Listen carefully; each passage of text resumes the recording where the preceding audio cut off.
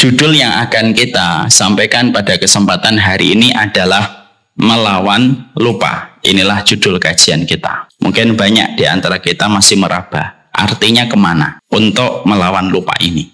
Kalau kita waktu SD, kita sering sekali ada iklan. Kalau ada iklan supaya anak itu tidak cepat lupa, minumnya Cerebrofit. Nah, ini itu kalau mengetahui iklan itu berarti kita sudah tua. Dan kita arahnya kemana akan kita bahas. Sebelum kita membahas tentang materi ini, saya ingin menyampaikan bahwasanya Allah itu telah mewajibkan kepada dirinya untuk memudahkan setiap hambanya pada kehidupan. Ini satu poin penting supaya kita paham, supaya kita mengerti bahwasanya Allah itu merupakan zat yang kita sembah, di mana Allah yang kita sembah itu mewajibkan kepada dirinya, mewajibkan kepada zatnya dan kepada setiap namanya yang sempurna dan perbuatannya. Allah itu ingin supaya kehidupan manusia itu ringan. Makanya Allah menyampaikan di dalam surat Al-Baqarah, yuridullahu bikumul yusra wa la yuridu bikumul usra. Allah itu menginginkan yang mudah dan Allah tidak pernah menginginkan yang sulit dan susah pada kehidupan kita. Makanya maaf ya, kalau ada di dalam kehidupan kita, kita merasa ada yang berat dalam sebuah lintasan takdir yang Allah berikan kepada kita, maka berarti bukan Allah yang berdusta, kita yang ternyata memiliki pola kebiasaan yang salah. Sampai akhirnya kita menilai setiap takdir itu ada yang berat.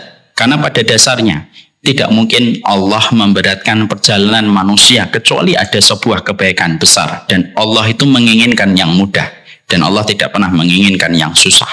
Orang itu biasanya mudah untuk olahraga. Tapi kalau dia kok menjadi orang yang sulit olahraga, ya biasanya karena ada pola hidupnya yang kurang sehat, sehingga akhirnya dia berat untuk mengadakan olahraga. Itu analogi sederhananya.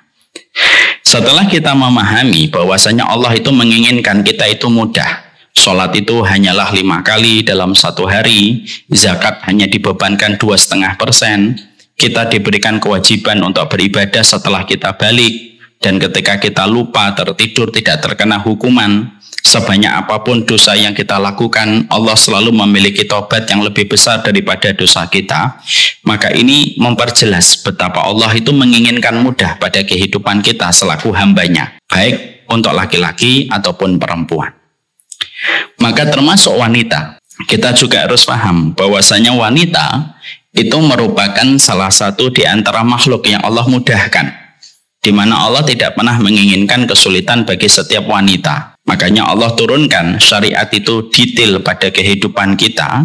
Allah itu menjadikan bahwasanya syariat kita itu detail pada kehidupan seorang wanita, karena sesungguhnya Allah ingin memperlihatkan sayangnya Allah kepada perempuan, dan Allah itu memudahkan perempuan supaya perempuan itu mereka begitu mudah untuk mendapatkan balasan dari sisi Allah dan mendapatkan rahmat. Karena apa?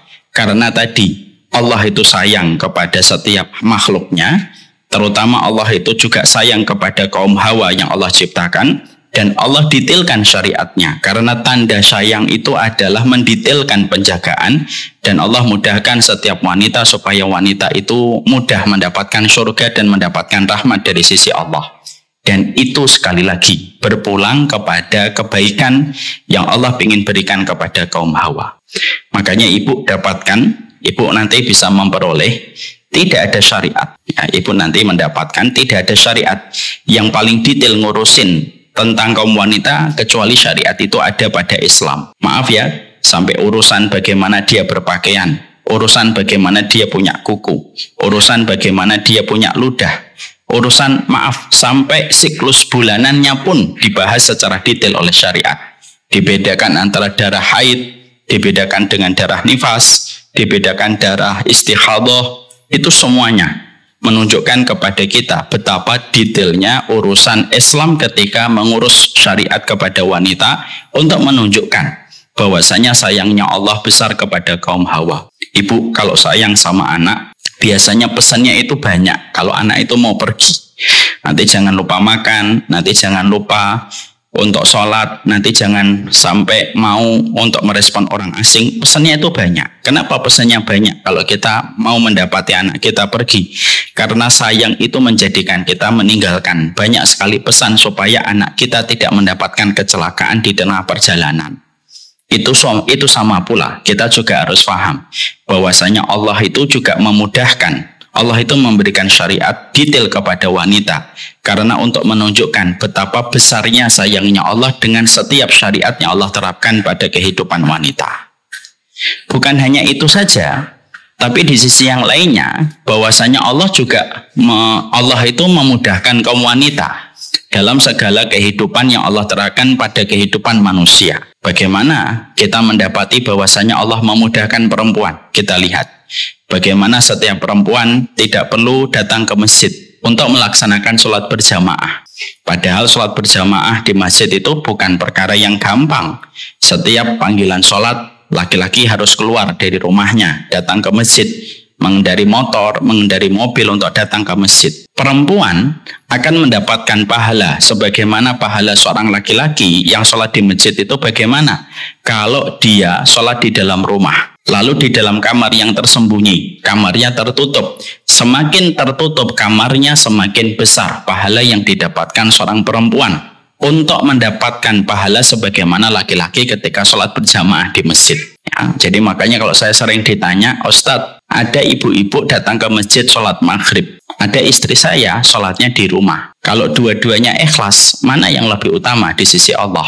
Sholatnya perempuan di dalam rumah, di dalam kamar yang kecil, yang tertutup, tidak kelihatan oleh mata laki-laki asing, itu jauh lebih utama daripada mereka yang sholat di masjid bagi perempuan. Untuk memberi arti kepada setiap dari kita, begitulah Allah itu ingin meringankan seorang wanita. Ya, ditambah lagi kita juga menjumpai bagaimana seorang wanita dimudahkan oleh Allah ketika di dalam setiap bulannya mereka mendapatkan siklus bulanan. Allah bisa nggak menjadikan perempuan tidak usah melewati siklus bulanan? Mereka sholat sebagaimana laki-laki, mereka sholat sebagaimana kaum Adam ketika mereka melaksanakan ibadah. Kecil bagi Allah. Allah bisa menjadikan perempuan tidak memiliki siklus bulanan sebagaimana para wanita nanti di surga. Tapi kenapa Allah memberikan siklus bulanan kepada setiap kaum Hawa pada kehidupan di dunia? Para ulama mengatakan supaya Allah memiliki alasan mengistirahatkan mereka dari penatnya pekerjaan yang mereka lakukan, dari berbagai macam aktivitas yang mereka lakukan, supaya para wanita bisa menarik nafas lega selama sepekan ketika mereka tidak diwajibkan beribadah pada waktu itu. Itu sekali lagi menunjukkan kepada kita betapa mudahnya Allah itu menginginkan perempuan itu untuk mendapatkan kemudahan menuju kepada surganya Allah. Kemudian itu pun masih ditambah lagi.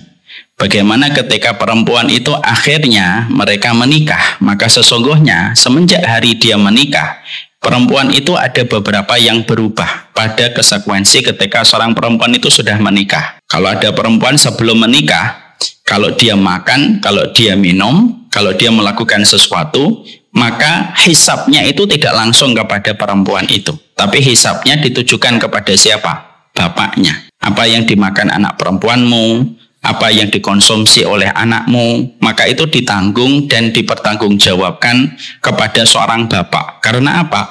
Bapak itu menjadi penanggung jawab hisab terutama anak perempuan ketika anak perempuan itu belum menikah. Ibu ketika tidak memakai hijab ketika sebelum menikah dulu, ketika masih bersama dengan orang tua, sebelum Allah tanya kepada ibu, kenapa semenjak balik tidak langsung pakai hijab? Maka yang ditanya pertama kali adalah seorang bapak.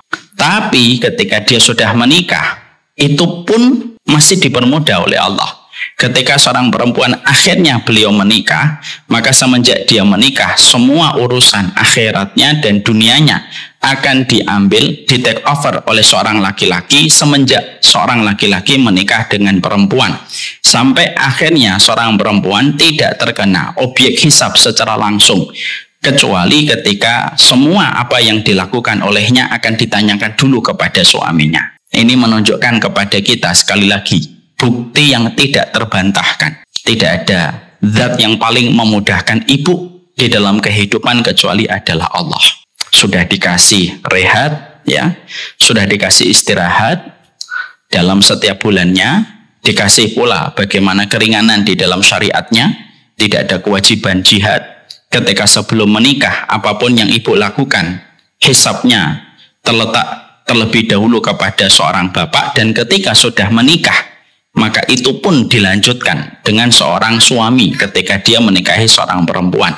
Dan itu menunjukkan betapa mudahnya Allah memberikan keringanan kepada perempuan, dan betapa inginnya Allah itu memudahkan perempuan supaya perempuan itu mendapatkan surga dan mendapatkan ridho dari Allah Subhanahu wa Ta'ala.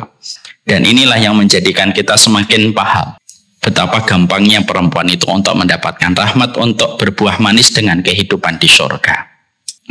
Setelah kita mengetahui ini, ada tambahan lagi. Ada tambahan yang Allah jelaskan, tambahan kembali kepada kita untuk menjelaskan betapa kemudahan itu Allah mudahkan dalam kehidupan kita. Dalam satu riwayat yang sahih, dalam riwayat Muslim, dikatakan oleh Rasulullah Shallallahu Alaihi Wasallam, "Idza ayyuma imra'atin salat khamsaha wa shamat syahruha wa hafidat farjaha wa ata'at li zawjiha faqila lahal jannatu udkhulil jannah min ayil abwabi syi'ti." Maka sesungguhnya dalam hadis riwayat Imam Ahmad dan Abdurrahman bin Auf, ini menjelaskan lagi betapa mudahnya Allah menginginkan kepada perempuan. Jika seorang wanita menunaikan sholat 5 waktunya, berpuasa di bulan Ramadan, menjaga kemaluannya, mentaati suaminya, maka ketika closing statement ditutup dengan kata mentaati suaminya, maka Allah an-nasyaya akan dikatakan kepadanya, masuklah kamu ke dalam surga dari pintu mana saja.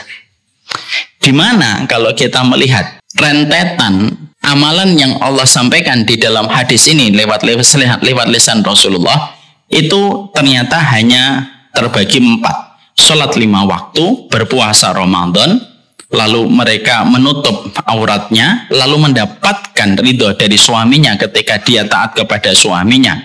Maka sesederhana itu perjalanan perempuan, maka Allah memuliakan perempuan itu kelak di surga. Mereka akan bebas memilih dari pintu mana saja ketika mereka ingin memasuki surga. Namanya akan tertera dan termaktub di setiap pintu-pintunya surga yang jumlahnya itu ada 8. Karena pintu surga itu ada 8. Ada pintu sholat, ada pintu puasa, ada pintu sedekah, ada pintu jihad, ada pintu aiman, pintu yang dimasuki 40.000, 70.000 orang yang masuk surga tanpa hisab. Ada pintu namanya pintu tobat, ada pintu ridho, ada pintu memaafkan. Maka dari 8 pintu ini ada perempuan yang mungkin tidak terlalu banyak sholatnya, tapi tidak terlalu banyak puasanya, tidak terlalu banyak sedekahnya, tidak pernah berjihad, tidak masuk pintu aiman, tidak mendapatkan pintu ridho, tidak mendapatkan pintu memaafkan. Tapi bisa jadi namanya tertera di setiap pintu yang 8 ini, kata Rasulullah dalam hadis riwayat ini. Bahkan bukan hanya tertera namanya, pintu-pintu di surga itu memanggil namanya, udkhulil jannata min ayil abwabi syi'ti. Maka masuklah kamu ke surga dari pintu mana saja, dan setiap pintu itu akan memanggil namanya. Untuk menjadikan kita harus paham betapa gampangnya seorang perempuan itu diinginkan oleh Allah, supaya perempuan itu mendapatkan ridha dan rahmatnya Allah. Dan tidak ada kesulitan pada perjalanan perempuan untuk mendapatkan surga dan ridhanya Allah. Maka ini pula yang menjadikan kita akhirnya memahami, oh betapa gampangnya kehidupan yang semacam ini. Ini ditambah lagi dengan sebuah hadis Rasulullah Shallallahu Alaihi Wasallam. Ketika Nabi mengatakan, ala ukhbiruka binisa'i ahlil jannah. Makanya di dalam satu riwayat, dalam riwayat An-Nasai dikatakan, maukah aku beritahukan kalian siapa di antara perempuan yang akan menjadi penghuni surga? Ini kan ternyata tidak belibet, ternyata tidak rumit. Rasulullah lalu mengatakan, yaitu istri yang penuh kasih sayang, yaitu kepada suaminya, lalu kepada anaknya. Banyak anaknya selalu kembali kepada suaminya kalau ada pertengkaran. Di mana jika suaminya marah, maka dia mendatangi suaminya dan mengatakan kepada suaminya, meletakkan tangannya pada tangan suaminya. Jadi begini, begini bu, atau begini. Dan itu kata para ulama sifatnya fleksibel, luas. Bisa begini, bisa megang pipi, tidak harus tangan dengan tangan. Jadi misalkan suaminya masih ngambek, tangannya disembunyikan. Lalu suaminya ngomong, tangan saya mana? Tangan saya mana? Nah, itu Sri Mulat. Tidak harus selalu tangan.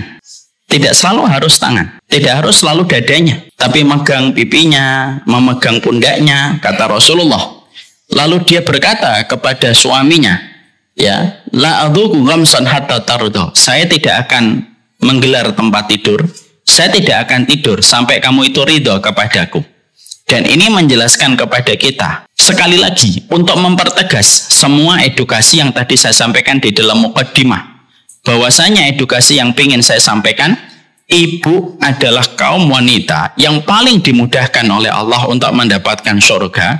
Bahkan hadis yang menerangkan tentang perempuan yang mendapatkan surga disampaikan oleh Allah, disampaikan oleh baginda Nabi dengan cara yang paling mudah untuk menggambarkan kepada kita bahwasanya seorang ibu itu tidak boleh amnesia. Tidak ada zat yang paling menginginkan ibu untuk mudah mendapatkan ridhanya Allah dan mendapatkan surga seluas langit dan bumi kecuali adalah Allah dengan prosedur yang tidak berlibat. Coba bandingkan dengan orang yang kerja.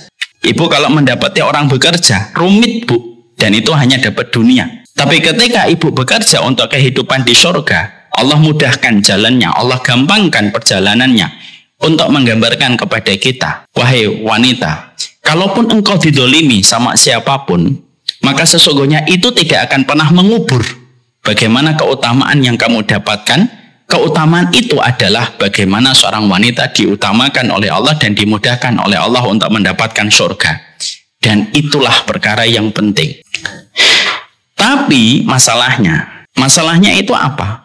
Masalahnya itu adalah ketika kita sudah mendapatkan perempuan, bahwasanya mereka merupakan makhluk yang paling diinginkan oleh Allah dan diringankan oleh Allah untuk mendapatkan surga. Tetapi ada sebuah riwayat lagi yang membuat kita merenung. Kenapa sudah dimudahkan mendapatkan surga, tapi justru secara fakta di lapangan, nanti di surga, penduduk surga itu yang paling sedikit adalah wanita.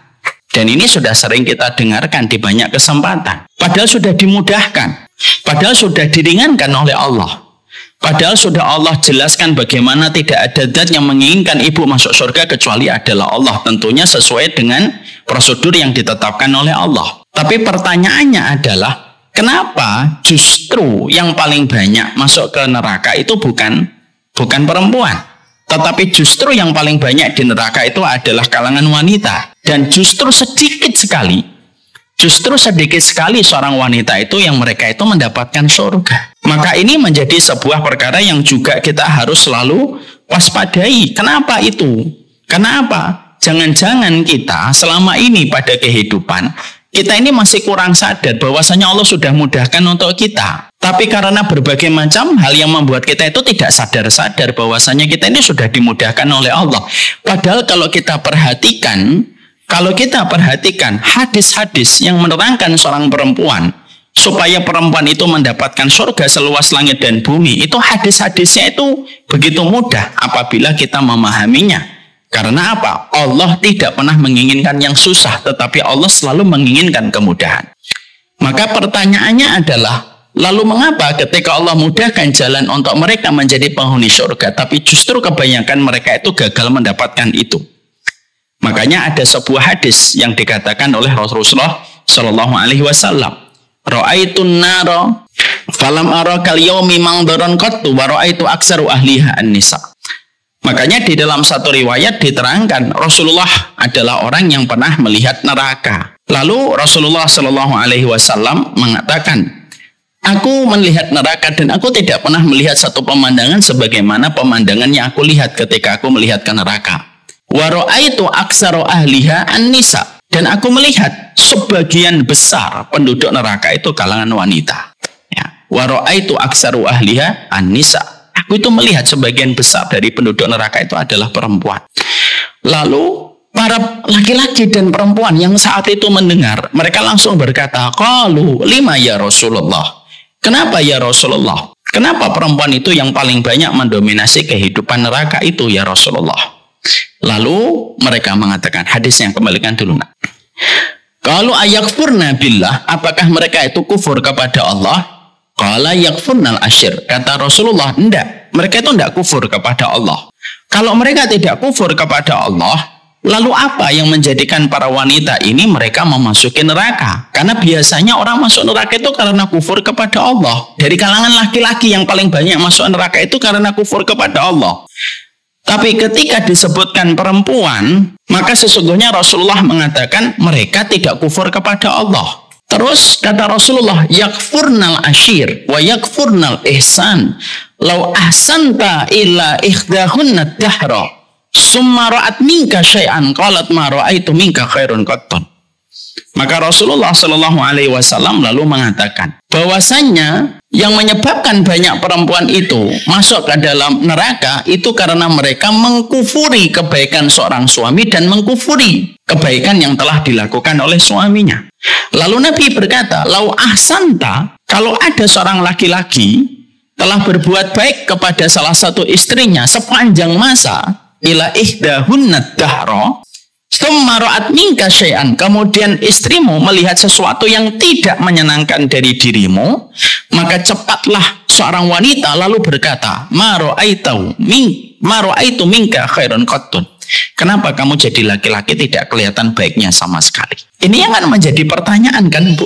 Oh, ternyata dimudahkan masuk surga. Tapi ketika dimudahkan masuk surga, tapi ternyata justru sudah digampangkan oleh Allah. Allah yang menggampangkan. Kamu masuk surga nih. Kamu mendapatkan surga. Bukan hanya mendapatkan surga. Aku muliakan. Setiap nama pintu-pintu surga nanti memanggil namamu. Sudah sedemikian gampangnya Allah memberikan kepada seorang wanita supaya wanita itu memasuki surga. Tapi fakta di lapangan tidak menunjukkan itu. Tetapi fakta di lapangan justru menunjukkan satu posisi yang terbalik. Ketika akhirnya kita menjumpai apa yang dikatakan oleh Rasulullah, justru kebanyakan perempuan itu masuk ke neraka. Bukan karena mereka tidak sholat, bukan karena mereka tidak berhijab, bukan karena mereka tidak sedekah. Tidak, Nabi tidak menyebutkan itu. Berarti kalau Nabi tidak menyebutkan itu, perempuan-perempuan yang masuk neraka bisa jadi mereka sholat, bisa jadi mereka sedekah, bisa jadi mereka hijabnya panjang. Tapi justru yang disebutkan Nabi itu yang paling besar. Alasan yang paling banyak memasukkan perempuan ke neraka. Nabi tidak menyebutkan alasan-alasan kecil. Contohnya begini, Bu, saya ambilkan contoh.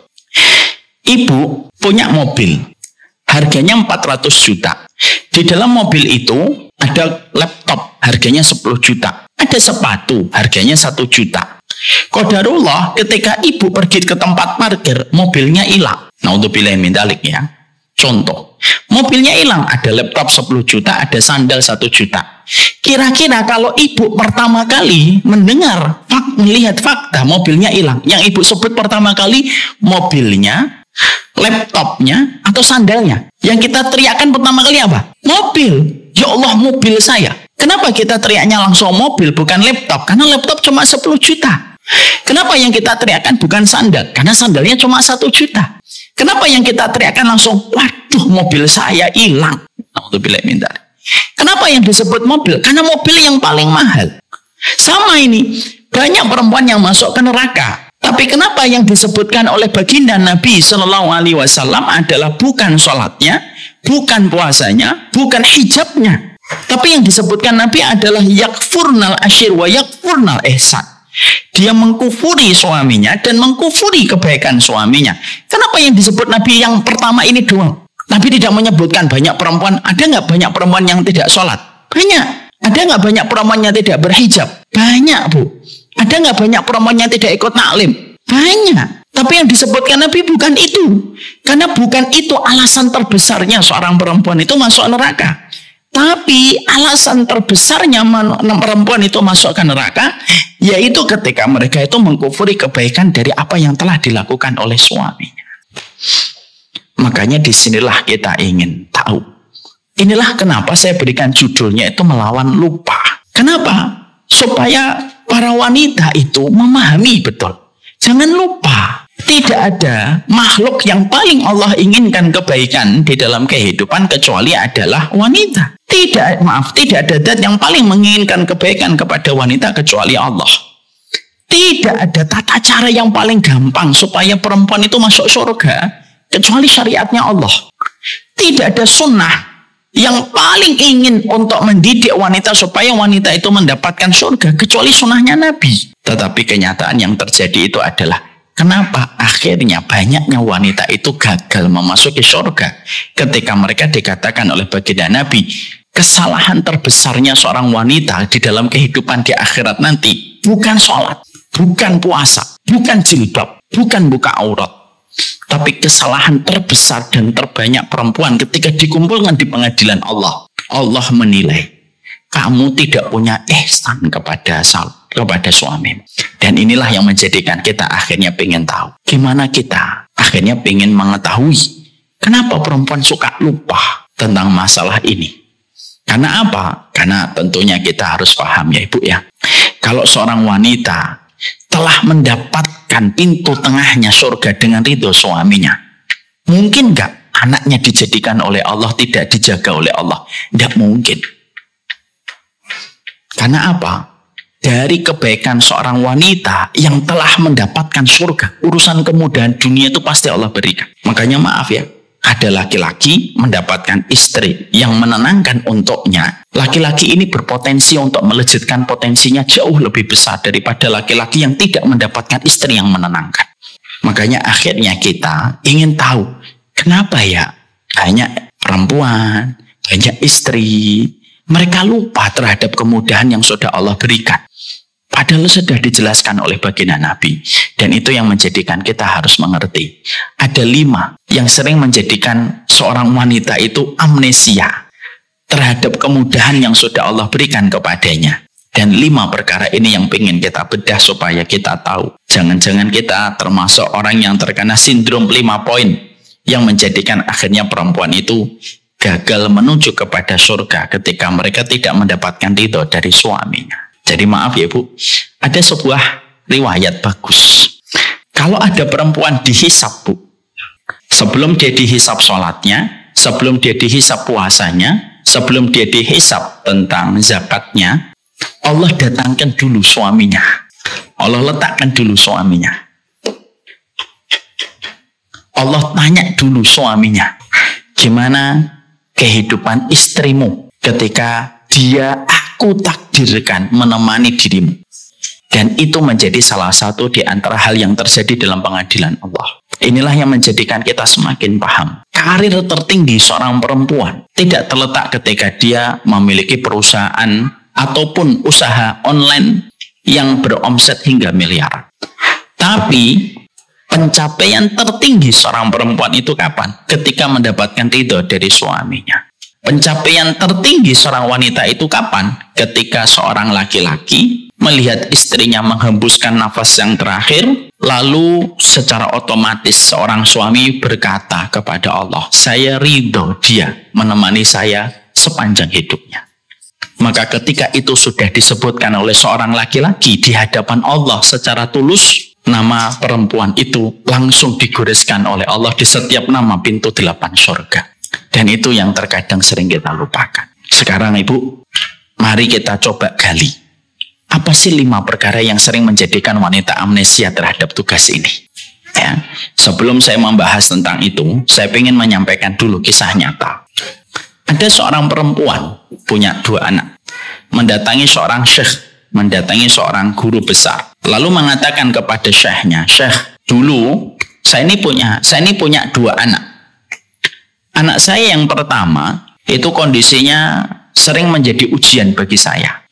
Nakal, susah untuk diatur, sulit untuk dikendalikan. Itu anak saya pertama. Setelah beberapa tahun, 4 tahun sampai 5 tahun, saya punya anak yang kedua.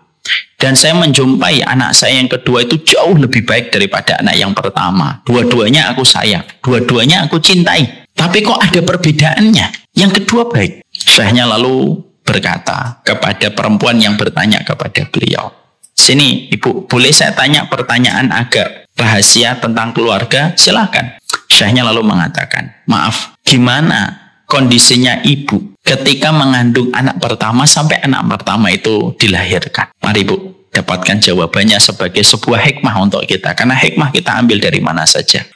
Maka saat itu sang ibu mengatakan, ya Syekh, ketika saya mengandung anak pertama, saya masih emosi, Suami saya juga belum banyak ikut taklim.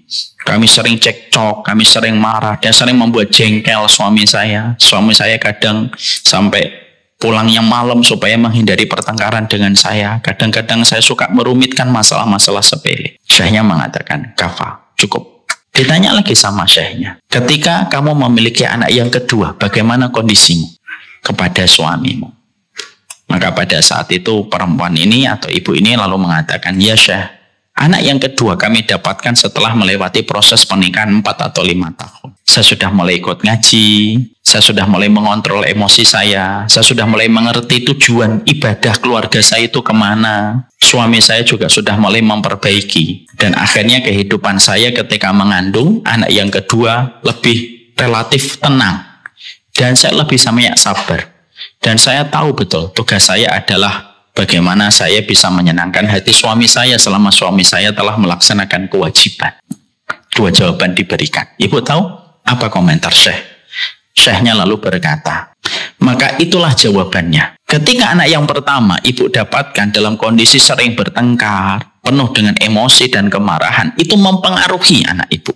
Tapi ketika ibu memiliki anak yang kedua, cenderung lebih relatif tenang, lebih mampu mengontrol, lebih ikhlas di dalam berkeluarga itu bukan untuk mencari kepuasan, tetapi untuk mencari keridhaan dari Allah. Semua proses ibu ketika berikhtiar itulah yang menjadikan anak ibu dilahirkan oleh Allah dalam kondisi yang jauh lebih tenang daripada kondisi anak pertama.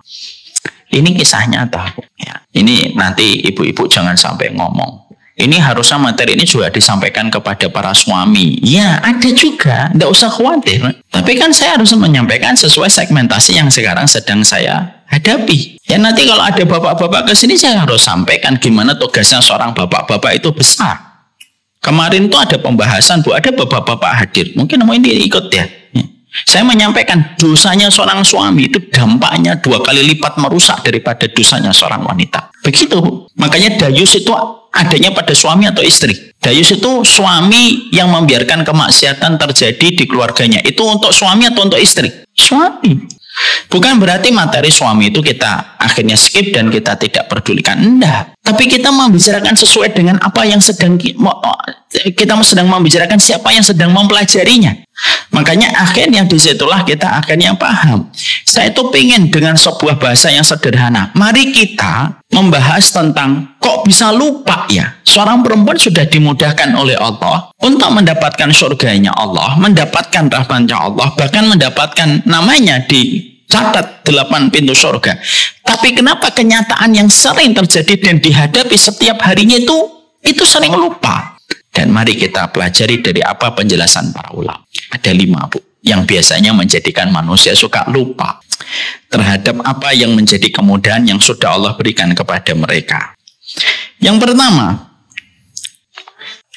menyadari bahwa kalaupun engkau diberikan suami yang menjadi ujian, maka inilah sabar tertinggi seorang perempuan atau seorang wanita. Tentunya kita harus paham, kita harus mengerti. Orang yang menjadi pasangan hidup kita itu ada 2. Orang yang menjadi pasangan hidup kita itu ada 2 kategorinya. Ada yang datang membawa bunga, membuat kita tersenyum. Ada pula yang membawa duri yang membuat kita terluka. Itu kaidah takdir dari Allah. Ya. Dari setiap semua manusia, dari timur ke barat, utara ke selatan, siapapun jodohmu itu cuma 2. Kalau tidak membuatmu tersenyum dengan bunga dan permen yang membuatmu tersenyum, kalau tidak, dia membawa duri yang membuatmu terluka. Supaya kita diketahui oleh Allah seberapa besar syukurnya dan seberapa besar sabarnya. Maka akhirnya ketika seorang perempuan itu mengetahui takdir dia di dalam pernikahan itu adalah mendapatkan 2 kemungkinan yang tidak bisa kita pilih, Bu. Kita hanya bisa meraba. Oh, sebelum saya nikah, ini insya Allah laki-lakinya baik atau tidak. Makanya disuruh istikharah, disuruh nanya sama ibu kita, disuruh nanya sama wali-walinya Allah, orang-orang solih sebelum kita menerima pinangan seorang laki-laki.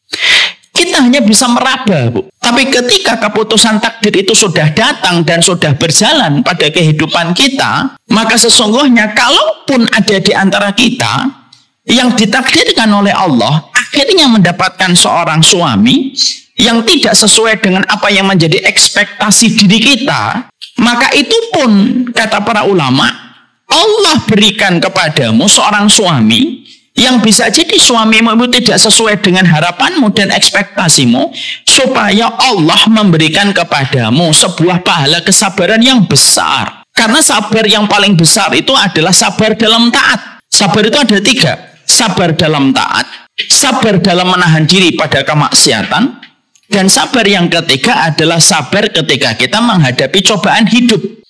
Dan sabar yang paling besar itu, kata Rasulullah, sabar dalam taat.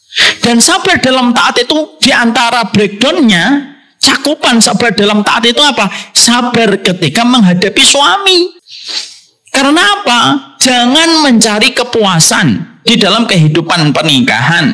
Karena pernikahan tidak menjanjikan kepuasan, tapi sejatinya pasti memberikan kepada kita keberkahan. Selama suami kita masih melakukan tanggung jawabnya kepada Allah pada kehidupan dia berkeluarga, dan dia tidak melakukan perkara dosa-dosa besar ataupun melakukan perkara yang membatalkan keislaman, maka sesungguhnya seorang wanita diberikan oleh Allah seorang suami terkadang tidak sesuai dengan harapan yang dia bayangkan ketika dia dulu menikah, karena Allah ingin memberikan kepadanya dari sebuah pahala kesabaran. Makanya maaf ya, kenapa perempuan sebelum menerima pinangan laki-laki itu diperintahkan dan dikondisikan untuk banyak melakukan ikhtiar. Ada istikharah, nanya orang tua, nanya orang-orang solih. Dan terkadang banyak perempuan ketika sebelum pernikahan itu semua ikhtiar ini di skip ketika mereka sudah terkena perasaannya.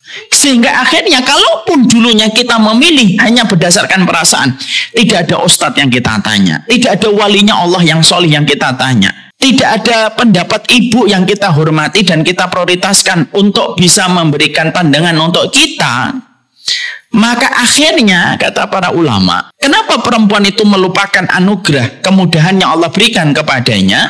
Karena sesungguhnya mereka itu lupa bahwasanya seorang suami itu bisa jadi adalah menjadi ladang pahala kesabaran untuknya.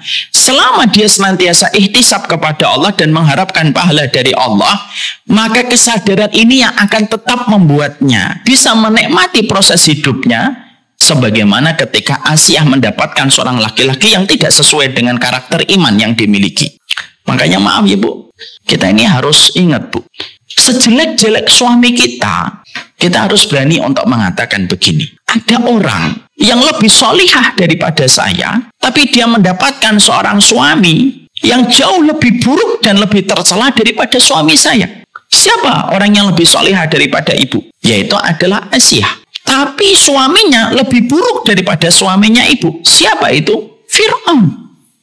Maka itu yang terkadang bisa menguraikan beban di dalam hati kita. Berbuat baik untuk suami bukan dengan sebuah catatan syarat yang kita tetapkan sendiri.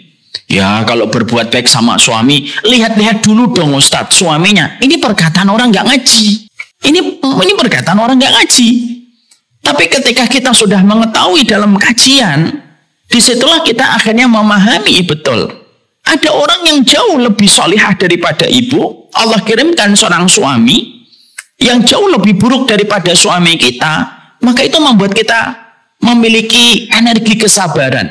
Sebagaimana saya ketika lagi dalam kondisi kecewa, maka di antara hal yang saya katakan adalah ada laki-laki yang jauh lebih solih daripada saya, tapi mendapatkan seorang istri yang jauh lebih buruk daripada istri saya. Nabi Nuh dengan istrinya. Sehingga akhirnya merenung ketika kita menjalani kehidupan berumah tangga, tiba-tiba kita dibenturkan dengan sesuatu yang bisa merenggut keikhlasan kita pada kehidupan kita berkeluarga, maka kita punya alasan mengembalikan energi keikhlasan diri kita, karena menghadirkan kembali energi keikhlasan itu harus perlu narasi dari sebuah perenungan. Dan ini yang kita dapatkan, ya. Makanya kita harus memahamkan betul. Ya memang Allah perintahkan kita tuh ya cuma 2. Kalau ada yang berkata, saya sudah berlaku baik, tapi kenapa kok suami saya masih begini? Mungkin Allah melihat dosa-dosamu dan dosa-dosa kita sebelum kita nikah. Tapi Allah menginginkan kita baik Semakin mendekati hari kematian kita, Allah hadirkan ujian untuk menguras hati kita supaya Allah punya alasan membersihkan hati kita sebelum kita berjumpa dengannya. Karena terkadang syukur itu terkadang jauh lebih sulit daripada bersabar. Makanya maaf ya, ibu, kalau di kamarnya panas, gerah, jam 1 bangun, jam 1 malam bangun tuh bisa. Kenapa? Karena kita gerah, nggak nyaman tidurnya. Tapi terkadang kalau kamar kita itu terlalu nyaman, kita jam 5, setengah 6 bangun masih susah. Allah itu terkadang menghadirkan kepada kita kesulitan. Karena apa? Karena sesungguhnya Allah ingin supaya setiap orang ketika Allah hadirkan kepadanya satu ujian pada hidupnya, sebenarnya di balik satu ujian itu apa? Ada satu kebaikan yang pasti dia temukan. Dan itu tidak bisa ditemukan kecuali orang yang paham. Pernikahan itu magnet terbesar untuk menarik sebuah pelajaran tentang arti kesabaran. Ya, maaf ya Bu. Ibu misalkan menggugat seorang laki-laki dan berpisah. Yakin nggak laki-laki yang akan menikahi kita nanti sama bisa menghilangkan semua yang kita harap, bisa memenuhi semua yang kita ingin? Enggak Bu, tetap ada namanya pelajaran-pelajaran yang membuat kita itu harus bersabar. Makanya maaf ya, sabar yang paling tinggi itu sabar dalam taat. Dan sabar dalam taat itu nomor satunya apa? Sabar menghadapi orang tua, dan yang kedua sabar menghadapi pasangan hidup. Ya. Makanya inilah yang menjadikan akhirnya saya tidak pernah bosan untuk mengatakan, saya ini tidak pernah bosan untuk mengatakan, mendoakan seorang suami itu jauh lebih diprioritaskan daripada kita mendoakan seorang anak pada kehidupan kita. Karena sesungguhnya dengan mendoakan pasangan hidup kita, maka sesungguhnya ada banyak kebaikan yang Allah kirimkan di dalam kehidupan kita. Ya. Apa yang kita benci dari apa yang tidak kita sukai bisa jadi berbuah manis dengan banyak kebaikan. Contoh ya Bu, nih ada satu contoh. Ada ibu-ibu, nenek-nenek, sudah punya cucu 2 atau 3, pernah curhat. Saya ini Ustadz, kehidupan saya bersama suami tidak seindah yang kelihatan. Saya merasa banyak ujian yang saya harus hadapi dengan suami saya. Dan suami saya itu membuat saya sering menangis. Lihat apa yang Allah berikan kepada ibu ini. Ketika saya banyak menangis, Allah jadikan anak-anak saya sangat menyayangi saya. Karena tahu saya ini sering sedih. Suami saya pernah tergelincir sama perempuan. Pernah melakukan hubungan haram dalam perzinahan. Dan qadarullah ketahuan sama saya, yang membuat saya betul-betul menata kesabaran. Yang menarik adalah kisahnya beliau mengatakan begini. Tapi Allah jadikan anak-anak saya jauh lebih dekat dengan saya. Dan mereka sangat memprioritaskan saya. Di balik setiap ujian yang saya hadapi dulu di waktu saya menghadapi suami saya. Makanya disitulah kita mendapatkan ibu. Tidaklah Allah mengambil satu dari ibu, lalu ibu bersabar. Kecuali Allah pasti akan mengganti 2. Bukankah Allah mencabut tali pusar dari anak, Allah ganti dengan 2 air susu? Bukankah Allah mencabut 2 air susu dari seorang anak ketika harus disapih, Allah ganti 4? Allah ganti buah-buahan, sayur-sayuran, daging, dan berbagai macam minuman.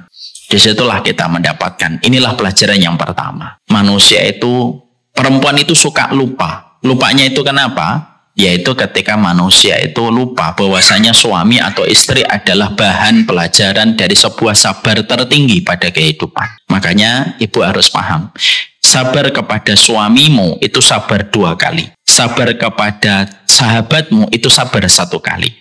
Kenapa sabar sama teman tetangga itu sabarnya 1 kali? Ya karena memang manusia sebagian ada menjadi cobaan bagi manusia yang lainnya. Ada yang kedua, kenapa sabar sama keluarga itu sabar 2 kali? Karena merekalah yang kamu prioritaskan, kamu cintai, kamu sayangi, tapi terkadang justru memberikan kepada kita ujian. Itulah sabar kepada keluarga itu 2 kali.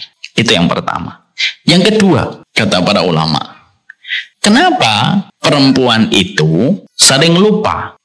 Dijawab sama para ulama. Yang kedua itu adalah menyadari titik terlemah wanita adalah rasa kepemilikan dan perasaan yang mendominasi.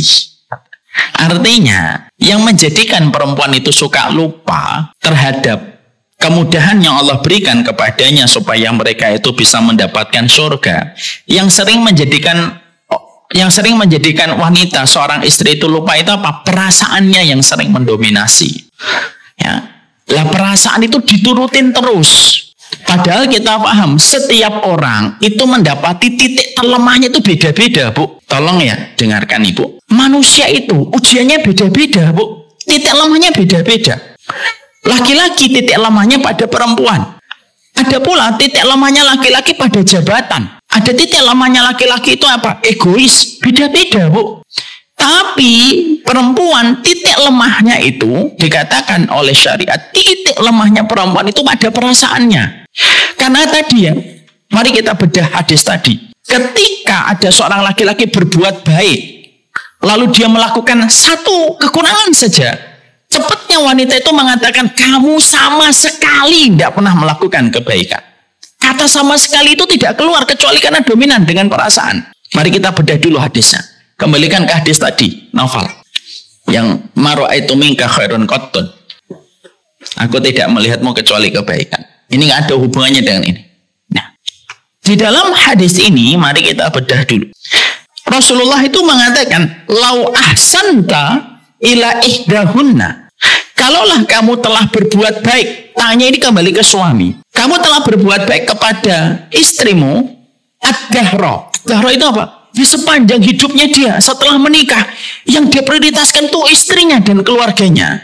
Stumma ra'at minka syai'an, lalu dia melihat sesuatu yang buruk atau kekurangan dalam dirimu, maka perkataan dia, ma ra'aitu minka khairun qattun. Maka perkataan dia itu apa? Saya itu tidak melihat kebaikan apapun yang kamu lakukan. Kalau bahasanya orang hari ini itu apa? Perempuannya itu. Kalau ada sesuatu laki-laki yang kurang itu suka mengatakan, kamu itu nggak sama sekali pernah melakukan ini. Kamu nggak pernah sama sekali melakukan itu. Itu bahasa ini nih. Jadi yang paling banyak memasukkan perempuan itu ke dalam neraka, bukan ketika membuka kancing bajunya, bukan ketika mereka meninggalkan sholatnya, bukan ketika mereka itu melakukan tindakan haram ketika mengambil harta dengan cara yang batil, bukan. Tapi ini. Makanya kembali kepada poin tadi yang kita pelajari Ibu. Apa sih yang menjadikan perempuan itu lupa? Dan ketika kita ingin melawan lupa itu apa? Maka yang kita harus pahami adalah musuh terbesarnya perempuan itu bukan siapapun, Bu. Kata Imam Ibnu Katsir. Tapi musuh terbesarnya seorang perempuan itu adalah ada di dalam perasaannya. Sehingga akhirnya Imam Ibnu Katsir itu berkata begini, gimana sih sifat perempuan itu yang susah untuk mendapatkan kebaikan? Dikatakan oleh Imam Ibnu Katsir, tataqallabu daiman wa ghalabatu masyairiha. Dikatakan oleh Imam Ibnu Katsir, perempuan itu yang sering menggagalkan dia untuk jadi baik itu apa? Ghalabatu masyairiha. Dikuasai perasaannya, wa tataqallabu daiman, dan sering berpindah-pindah perasaannya. Dan itulah titik terlemah seorang perempuan. Makanya kembali ke tadi, nomor 2 tadi. Maka akhirnya itulah kenapa fungsinya taklim bagi kehidupan seorang wanita itu menjadi prioritas seiring dia banyak bersedekah. Kenapa akhirnya salah satunya nomor 2-nya, Nak? Makanya kenapa seorang perempuan diperintahkan untuk bersedekah yang banyak, diperintahkan untuk datang mengkaji ilmu, karena pada dasarnya untuk menetralisir perasaannya, ya. Karena perasaan itu yang sering membentuk seorang perempuan itu akhirnya tergelincir dari jalan rahmatnya Allah. Kan sayang banget ya, Bu, ada seorang ibu sudah bekerja luar biasa untuk keluarganya, tapi gara-gara tidak mau untuk melihat bahwasanya titik lemahnya dia itu ada pada perasaannya, rusaknya kehidupan wanita menuju kepada ridhonya Allah itu, yaitu ketika dia selalu membiarkan perasaannya, lalu membela perasaannya yang tidak ada habisnya. Itu kata Imam Ibnu Katsir. Lah membela perasaan itu terkadang tidak bisa dibedakan antara membela perasaan dengan membela kepentingannya. Udahlah, ini kepentingan saya. Padahal sebenarnya membela perasaannya. Maka akhirnya yang menjadikan akhirnya apa? Melawan lupa itu apa? Titik terlamanya wanita adalah rasa kepemilikan. Makanya disuruh banyak sedekah dan perasaan yang paling mendominasi. Dan perasaan itu kan muncul bisa setiap waktu dan setiap saatnya. Kecuali yang betul-betul mereka dekat dengan Allah. Gimana ngontrol perasaan itu, Ustaz? Mengontrol perasaan itu adalah ketika salah satunya kita punya circle yang positif, yang selalu mengingatkan tugas kita kepada kehidupan ini adalah mendapatkan keridhaan dari suaminya. Yang ketiga, kata para ulama, yang menjadikan manusia, perempuan itu lupa terhadap kemudahan yang Allah berikan kepada wanita untuk mendapatkan surga itu apa? Fokus kepada kesempurnaan dan lupa kepada fungsi seorang suami. Saya tanya sama ibu-ibu, apa fungsinya seorang suami, ibu? Kemudian apa fungsinya? Mencari nafkah. Mencari nafkah itu bukan fungsi, itu kewajiban. Apa, ibu? Itu kewajiban. Itu kewajiban. Itu kewajiban, Bu. Nah, fungsi ibu, bedakan fungsi dengan kewajiban. Fungsinya seorang suami itu, ibu, menjadi tabir dan penghalang istrinya dari api neraka. Ibarat kata, Bu, jangan buru-buru ditulis, dengerin dulu aja, gampang nulisnya. Ibarat kata, suami ibu, punggungnya menghadap ke neraka, dadanya melindungi ibu. Itu kalau diilustrasikan. Maaf ya, Bu, kalau ibu punya suami di rumah tidur-tiduran, scrolling handphone, terus dia ngerjain hobinya doang. Maaf ya, Bu, kalaupun ada laki-laki se-ekstrim itu pun ada misalkan, itu pun tidak menghilangkan fungsinya, Bu. Fungsinya apa? Ibu tertutup dengan adanya dirinya dari api neraka. Itu fungsi, Ibu. Adapun suami kita menjadi solih, itu kewajiban. Suami kita kemudian mendidik kita, itu kewajiban. Kadang-kadang, maaf ya, kadang-kadang kita sudah fokus kepada kewajibannya, tapi kita melupakan fungsinya dulu. Padahal fungsi ini kita harus mengingatkan dulu. Bahwasanya fungsinya seorang suami itu bagaimanapun mereka menjadi penghalang ibu dari api neraka. Maaf ya, Bu, kalau ibu hari ini ada yang tadi bangunnya jam 6, sholat subuhnya, yang pertama kali ditanya ibu atau suaminya ibu? Yang ditanya ibu atau suaminya ibu? Yang tegas jawabnya, yang ditanya ibu atau suaminya ibu? Ibu tidak memakai hijab karena ibu pengen, udahlah saya pengen hijab gitu. Terus dibuka hijabnya, yang ditanya ibu atau suaminya? Ibu makan, terus ada sisanya. Dan sisa itu merupakan bagian dari pekerjaan setan. Dimakan sama setan. Yang ditanya ibu atau suami? Suami, Bu.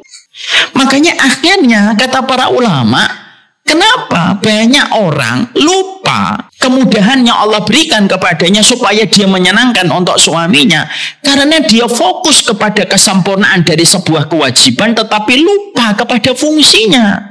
Jadi maaf ya, Bu, saya tuh pengen mengatakan gini, kalaupun ada yang ekstrim, suami ibu nggak ngapa-ngapain di rumah, tapi tetap ngasih nafkah, tetapi dia tidak melakukan dosa besar, tapi tetap di rumah itu jengkelin dari pagi sampai malam, itu pun fungsinya tidak akan hilang, Bu.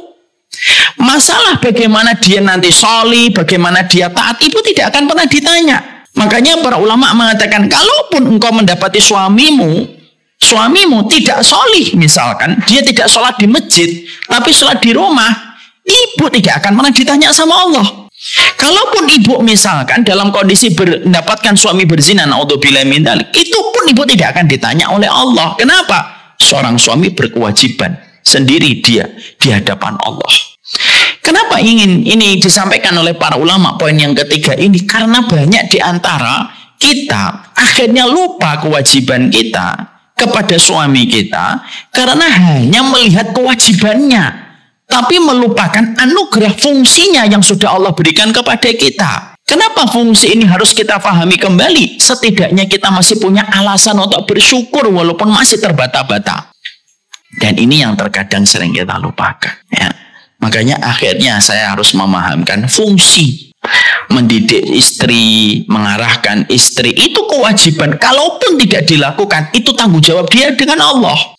Dan inilah yang menjadikan kita harus paham. Maaf ya, Bu, kalau Asia tadi bahwasanya fungsinya seorang suami harus mendidik, mengarahkan, memberikan keimanan, harusnya Asia itu gagal masuk surga. Kenapa kok gagal masuk surga?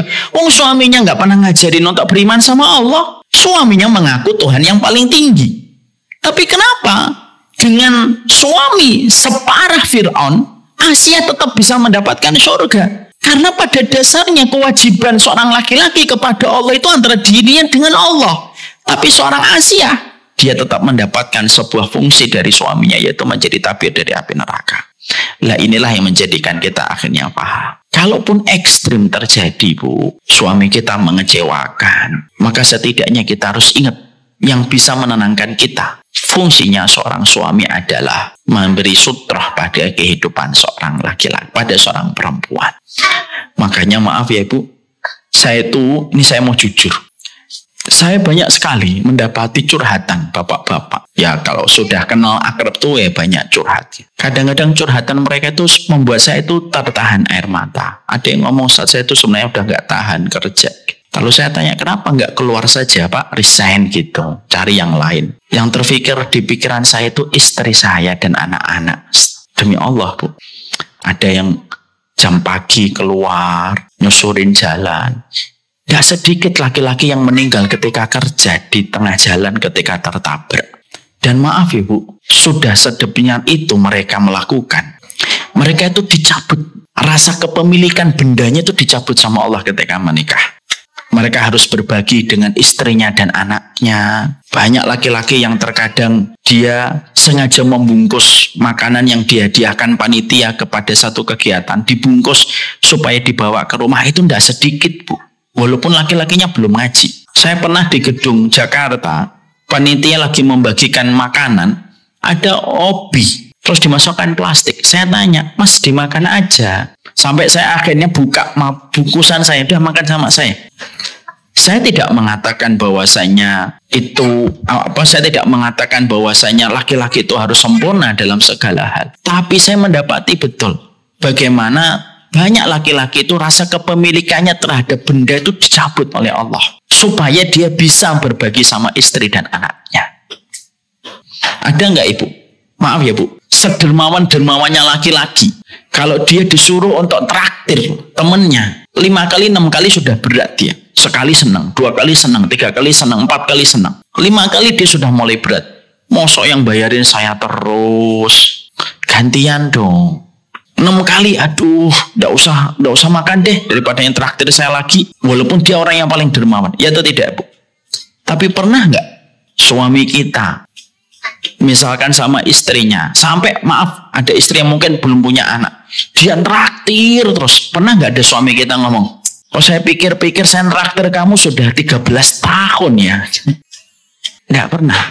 Mungkin pelit ada. Tapi pelitnya pun, maaf ya Bu, kalaupun dia pelit, misal Ibu dapetin suami saya pelit, oke, saya akan bedah secara fikih. Suami Ibu pelit, meninggal dunia, siapa yang dapat jatah hartanya?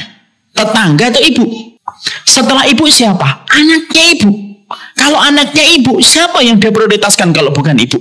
Kembalinya ke kita. Kalaupun ada suami pelit, saya tidak mengatakan, oh suami itu silahkan pelit. Enggak. Karena saya selalu menyampaikan kepada para bapak-bapak, tidak ada nafkah terbaik kecuali yang diberikan kepada istri dan kepada anak-anak kita. Tapi in case Ibu dapat suami yang pelit, oke kita bedah. Kalau Ibu dapat suami yang pelit sekalipun, itu harta kembali kepada Ibu. Tapi nunggu mati Ustadz. Ya iya, tapi kan sebenarnya juga kembali kepada Ibu. Maka inilah yang menjadikan akhirnya kita memahami yang ketiga, fokus kepada kesempurnaan dan lupa kepada fungsinya seorang suami. Dan namanya juga melawan lupa. Dan ini termasuk salah satu poin yang ketiga. Poin yang keempat. Yang keempat, kenapa para istri itu lupa? Lupa bahwasanya dibalik usahanya kepada suami Allah ganti dunia dan akhirat. Ini yang dinamakan ihtisab Ibu. Apa namanya? Ihtisab. Apa itu ihtisab? Ihtisab itu mengharapkan segala apapun yang kita lakukan bahwasanya Allah yang membalas. Itu namanya ihtisab. Kita tentunya paham, kalau kita berbuat baik kepada suami kita, karena kita mengharapkan kebaikan dari suami kita, ya Ibu hanya mendapatkan kebaikan itu dari suami. Innamal a'malu binniyat, seluruh amal itu tergantung niatnya. Tapi kalau kita ihtisab, mengharapkan pahala dari sisi Allah, maka apapun yang kita dapatkan dan apapun yang kita lakukan, lalu apapun yang kita dapatkan, maka kita tetap mengingat Allah yang menjadi sumber energi terbesar pada kehidupan kita. Yang sering dilupakan oleh kita itu energi amalan ibadah yang bernama ihtisab, Bu. Kalau ihtisab sudah hilang, itu ibarat tanah yang tidak tersentuh dengan air hujan selama setahun. Apapun cepat membuat marah dan emosi. Kenapa? Kita lupa yang membalas kebaikan kita itu bukan manusia tetapi Allah. Syekh Utsaimin pernah beliau mengatakan, yang hilang dalam kehidupan berkeluarga hari ini, itu yang hilang bukan rumahnya, bukan ibadah sholatnya, tapi yang hilang pada kehidupan keluarga hari ini itu adalah energi ihtisab. Ihtisab itu apa? Mengharapkan. Di balik setiap apapun yang kita lakukan, Allah yang membalas. Makhluk itu hanyalah memberikan sedikit kegembiraan, tapi puncak panen itu didapatkan dari Allah. Itu namanya ihtisab. Ya. Yang membedakan kita dengan para ulama besar itu adalah amalan ihtisab. Sudah nih, kalau manusia sudah hilang ihtisabnya, apapun bisa marah. Dakwah kalau sudah kehilangan ihtisab, Bu, akhirnya menjadi obsesi diri, obsesi pribadi. Maaf itu. Dakwah itu bisa menjadi obsesi pribadi. Kapan itu dakwah itu menjadi obsesi pribadi? Kalau orang itu sudah kehilangan ihtisab. Maka sama, para ulama itu mengatakan, berbuat baiklah kamu kepada suami bukan karena kamu ingin mengharapkan kebaikan itu sama kamu dapatkan dari suamimu.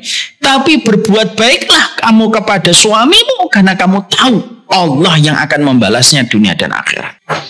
Lah kalau ihtisab sudah hilang, Bu, berantakan. Apa yang terjadi, Bu? Laki-laki kecewa sama istrinya, lupa dia ihtisab. Dia mencari pelampiasan.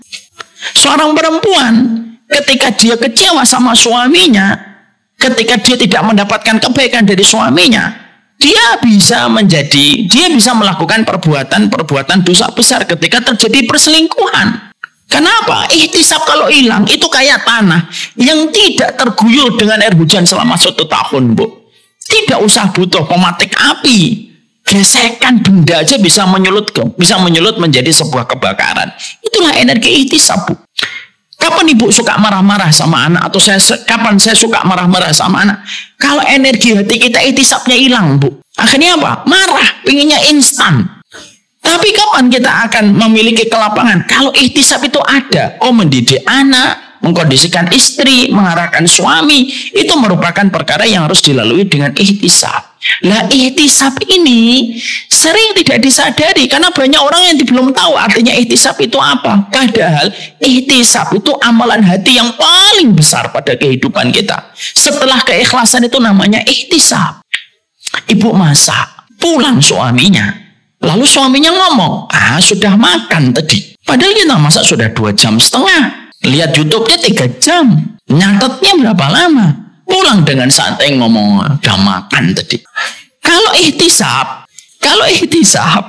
maka ihtisabnya itu ya sudah, tinggal diangetin, dimakan besok. Kalau ihtisab, nggak ada masalah.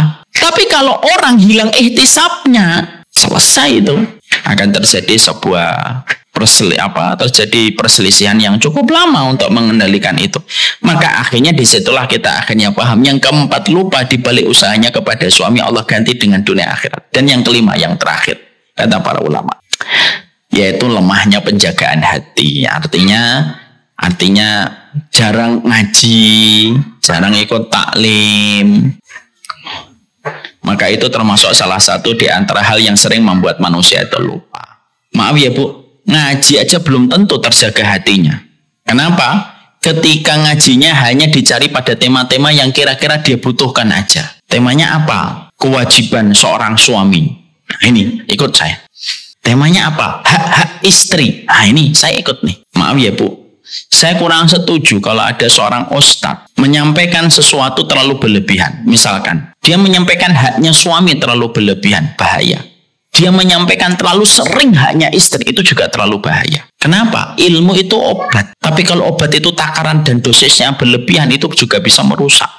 Maaf ya, Bu, yang hilang hari ini bukan ilmunya. Tapi yang hilang hari ini adalah keberkahan mata seorang wanita memandang suaminya.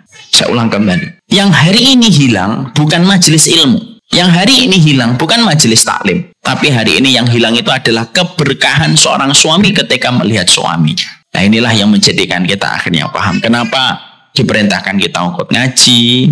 Kenapa kita diperintahkan untuk kumpul circle kita yang positif, yang taat sama suami didatengin, yang sabarnya sama suami harus kita jadikan persahabatan dengan mereka. Karena pada dasarnya itulah yang menjadikan kita ingat kembali kepada tugas kita. Sekali lagi ya Bu, saya berikan closing statement. Tidak ada zat yang paling memudahkan seorang wanita masuk surga kecuali adalah Allah. Modelnya cuma satu aja, dapat ridho suami. Tapi kenapa manusia, terutama kalangan wanita, sering lupa terhadap kemudahan yang sudah Allah berikan? Ada 5 tadi. Ya karena banyak wanita itu mereka fokus kepada kewajiban tetapi lupa kepada fungsinya seorang suami. Lupa bahwasanya seorang suami terkadang menjadi materi kesabaran yang paling tinggi dan paling besar pahalanya. Yang ketiga, lupa bahwasanya wanita itu musuh terbesarnya itu bukan suami. Musuh terbesarnya istri adalah perasaannya. Dan musuh terbesarnya laki-laki itu apa? Syahwatnya kepada perempuan. Memang begitu beda-beda titik lemahnya. Kemudian yang keempat, bahwasanya lupa ihtisab, Bu. Jadi kalau ibu berbuat baik kepada suami itu tanamkan ihtisab yang ganti Allah, bukan suami saya. Dan yang kelima yaitu lemahnya penjagaan kita kepada hati kita. Jarang ngaji, jarang ikut taklim. Ibu nggak pernah mendatangi seorang istri yang selalu sabar sama suaminya. Nggak pernah mendatangi pondok pesantren ketika ada seorang ummi yang mendampingi suaminya ketika berjibaku membangun pondok. Nah, lemahnya penjagaan hati yang menyebabkan akhirnya lupa terhadap kemudahan yang Allah berikan kepada kita. Semoga Allah memberikan kebaikan atas seluruh apa yang kita lakukan dan kita kerjakan. Semoga ibu-ibu yang ada di posku Bilistiwa tidak lupa Allah itu mudahin ibu untuk mendapatkan surga. Saya sering mendengar di awal-awal dulu memasukkan anak ke kutab. Ustadz-ustadz di kutab tuh sering bilang banyak sekali orang tua yang memasukkan anaknya ke kutab karena istrinya yang ngaji dan suaminya nggak ngaji. Istrinya yang minta, suaminya yang mengaminkan dan mengabulkan. Di situ pun saya sudah mendapati, walaupun suami kita, Bu, mungkin ngajinya belum sebagaimana ibu, tapi Allah hadirkan mereka untuk tetap bertanggung jawab terhadap diri kita di hadapan Allah. Ibu hari ini ada yang makan bubur, ada yang mungkin makan nasi goreng. Yang ditanya oleh Allah suaminya ibu, bukan ibu yang ditanya. Ya. Ada seorang wanita, ibu-ibu tua itu ngomong, suami saya itu tidak pernah mau nemenin saya ngaji, Ustadz. Saya tanya lagi sama ibu tersebut, ibu pakai mobil ke sini? Iya. Siapa yang membelikan mobil itu? Suami. Siapa yang membelikan bensinnya? Suami. Siapa yang membelikan pulpen, buku? Suami saya, Ustadz. Ibu dilarang nggak datang ke kajian? Enggak. Saya bilang, selalu masih ada alasan untuk tetap bersyukur. Walaupun terkadang kondisi tidak sebagaimana yang kita inginkan. Maaf ya Bu, mari kita berkahi ilmu kita. Setidaknya Bu, setelah pulang dari sini, jangan gampang-gampang ngomong, kamu itu nggak pernah. Nah itu, hilangkan kata-kata itu. Baru nutup pintu, lupa sekali. Kamu tuh nggak pernah nutup pintu. Padahal cuma sekali baru. Ya kan? Baru kita titipin beli sayuran, lupa, lalu begitu cepat sampai rumah, begitu cepatnya kita ngomong, Abi mah kalau dititipin apapun sama istrinya nggak pernah inget, padahal cuma lupa baru sekali. Hilangkan kata-kata itu karena itu sudah diprediksi oleh Rasulullah SAW. Barakallahu fikum. Ini yang dapat saya sampaikan. Materi kajian ini silahkan diunduh di bit.ly materi pembahasan. Semoga Allah berkahi dan semoga Allah mudahkan urusan ibu-ibu. Saya sekali lagi mengucapkan banyak terima kasih atas kedatangannya kepada keluarga kami. Kami tidak bisa membalas apapun kecuali adalah untaian hangat yang kami berikan kepada setiap ibu-ibu yang telah berjibaku untuk datang. Semoga ini tetap menjadi sebuah komunitas yang tetap mempererat persaudaraan dan kekeluargaan di antara semuanya. Semoga Allah berkahi setiap kebaikan kita, insya Allah. Wassalamualaikum warahmatullahi wabarakatuh.